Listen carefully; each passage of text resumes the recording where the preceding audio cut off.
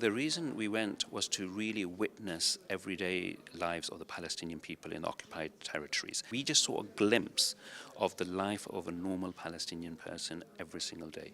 And it was absolutely heartbreaking and devastating to see. And for me, it's amplified the need for expediency. We must do something as international agents in international countries, especially Britain, with its historic links to Israel and the Palestinian regions, to make effective change. The time for words is over. We have to make changes, and we want our government now to stop talking and to recognize the Palestinian people for self-determination. We must recognize the state of Palestine, and we must start imposing economic, military and cultural sanctions on Israel until it starts abiding by international law. Whilst we were going in, the week before, two of my colleagues were not allowed into the country, and at this stage my colleague, who was a few steps ahead of me in the queue, was sent back.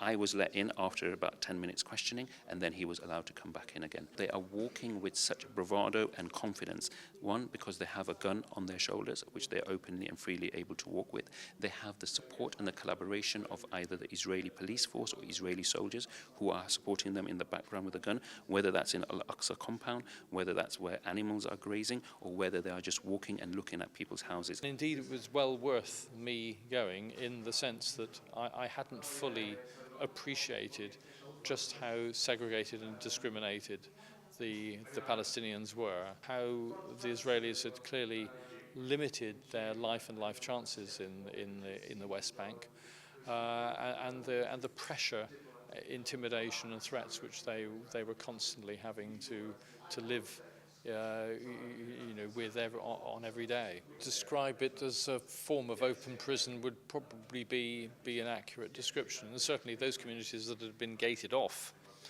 and those communities which had been pushed out by the so-called settlers, or evictors as I call them, and then therefore unable to go back to their own lands. I mean, as far as they were concerned, they were very much in an open prison. There's checkpoints wherever you go, cross-questioning and restrictions in terms of what you can do.